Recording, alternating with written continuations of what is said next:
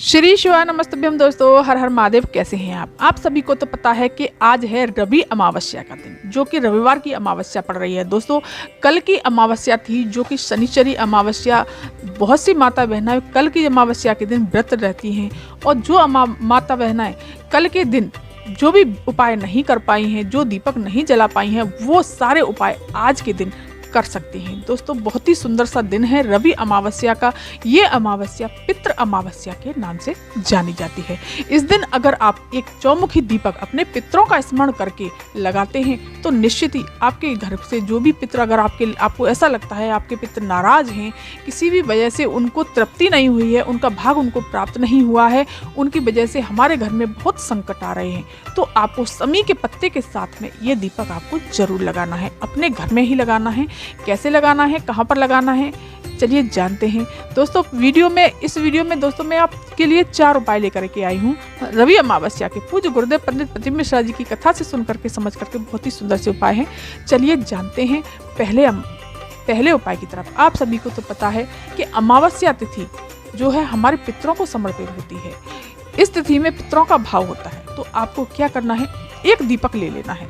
आपके पास अगर आटे का दीपक है तो आप आटे का दीपक बना लीजिए। अगर मिट्टी का दीपक है तो कोई बात ही नहीं है, अगर नहीं है तो आप आटे का दीपक ले लीजिए। और जब हम पितरों के लिए उपाय करते हैं कोई, तो उसमें घी डालते हैं, तो उसमें आपको घी डालना है। अगर दोस्तों गाय का घी मिल जाता है तो बहुत ही अच्छी बात है, अगर नहीं है तो कोई बात नहीं, वैसा ही घी डाल लीजिए। घी डाल लिया। अब आपको लगानी है इसमें 4 लंबी बाती। ठीक है, अलग अलग बाती होनी चाहिए। दोस्तों, बहुत सी माता बहनें एक गलती करती हैं कि 2 बातियां बना ली और दोनों सिरों से उनको जला दिया। इस तरह से आपको नहीं करना है। 4 बातियां आपको अलग अलग बनानी है, उस दीपक के अंदर डाल लीजिए। एक लेना है आपको समी का पत्ता, और एक ही लेना है आपको चावल का दाना। चावल से हमारे पितृ तृप्त होते हैं, उनको शांति मिलती है, उनको उनका भाग प्राप्त होता है, तो वो खुश होते हैं। तो इसे लेकर के आपको आज रात को आपको क्या करना है, अपने ही घर में जो आपके यहाँ शिवलिंग है वहाँ पहुँचना है। अगर अपने घर में नहीं जा पाते तो मंदिर में चले जाइए। आपके यहाँ शिवलिंग नहीं है तो आप मंदिर में भी जा सकते हैं। आपको अपने ही घर में करना है ये उपाय। वो दीपक आपको भोलेनाथ की जहाँ शिवलिंग है वहीं पर रखना है। सबसे पहले आपको समी का पत्ता भोलेनाथ के पास में ही रख देना है। ठीक है, रख दिया।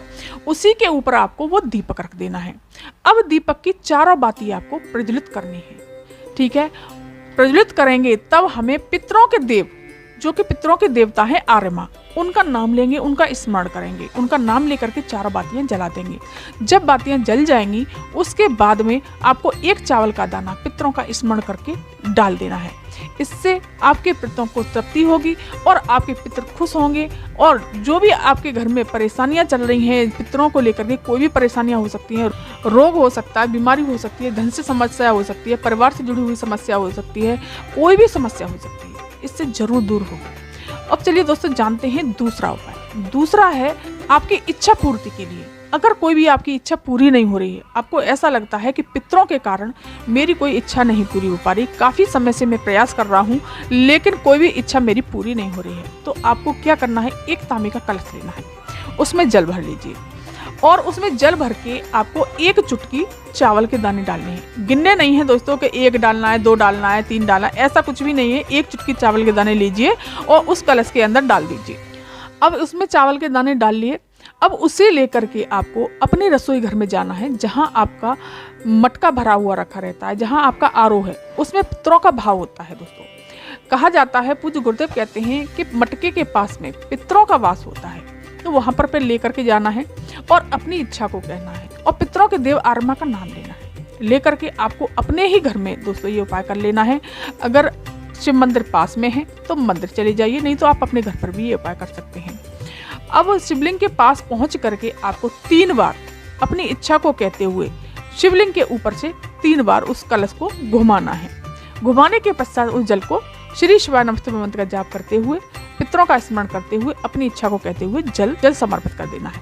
दोस्तों, बहुत ही सुंदर सा उपाय है, इस उपाय को जरूर करिएगा। अब चलिए दोस्तों जानते हैं तीसरा उपाय। तीसरा उपाय जानने से पहले, अगर मेरे वीडियो पर आप पहली बार आए हैं, मेरी आवाज़ को पहली बार सुन रहे हैं, तो मेरे चैनल को सब्सक्राइब कर दीजिए, वीडियो को लाइक कर दीजिए और कमेंट में श्री शिवाय नमस्तुभ्यम हर हर महादेव जरूर लिखिएगा। चलिए जानते हैं तीसरा उपाय। तीसरा उपाय किस चीज़ के लिए है दोस्तों? देखिए, अगर आपको किसी को अपने वश में करना है, वश में करने का मतलब ये नहीं है कि आप कहो तो बैठ जाए, आप कहो तो वो खाने लगे, आप कहो तो वो रोने लगे, आप कहो तो वो हंसने लगे। वश में करने का ये मतलब नहीं होता। वश में करने का ये मतलब है कि अगर वो किसी गलत संगति में जा रहा है, आपका कहना नहीं मान रहा है, आपके घर में लड़ाइयाँ झगड़े हो रहे हैं और वो व्यक्ति बिल्कुल भी मानने की स्थिति में है ही नहीं और गलत व्यसन में डूबता जा रहा है और गलत संगति की तरफ उसका कदम बढ़ चुका है, तो आपको उसे कंट्रोल करना है। तो कैसे करना है? आपको क्या करना है, 5 लौंग ले लेनी है। फूल वाली लौंग होनी चाहिए, टूटी फूटी लौंग नहीं होनी चाहिए दोस्तों। 5 लौंग ले ली आपने। अमावस्या का दिन है, पितृ अमावस्या का। तो दोस्तों, पितरों की वजह से भी ये कारण होते हैं, इस बात का ध्यान रखिएगा। आपने 5 लौंग ले ली। अब आपको एक तांबे के कलश में अपने रसोई से ही जल भर लेना है। जल भर करके आपको उसमें वो 5 लौंग के दाने आपको डाल देने हैं। डाल दिए। अब 5 लौंग के दाने डाल करके सीधे भोलेनाथ के मंदिर जाना है। मंदिर जाइए या अपने घर भी कर लीजिए और आपको नाम लेना है अवधूतेश्वर महादेव का और उस व्यक्ति का नाम और गोत्र बोलना है जो व्यक्ति आपका कहना नहीं मानता। ठीक है, उस व्यक्ति का नाम गोत्र बोलिए। अवधूतेश्वर महादेव के नाम से ये जल आपको समर्पित कर देना है। समर्पित करने के पश्चात जब जल आपको जलाधारी से बह करके नीचे आएगा, उस जल को अपने पात्र में झेल लेना है। झेल करके अपने घर ले आइए और उस व्यक्ति को धीरे धीरे करके उस जल को अवधूतेश्वर महादेव का नाम लेकर के उस जल को पिलाना शुरू कर दीजिए। धीरे धीरे निश्चित ही वो व्यक्ति गलत व्यसन से, गलत संगति से दूर होता चला जाएगा और आपका कहना मानने लग जाएगा। दोस्तों, बहुत ही सुंदर सा उपाय है। अब चलिए दोस्तों, जानते हैं चौथा उपाय।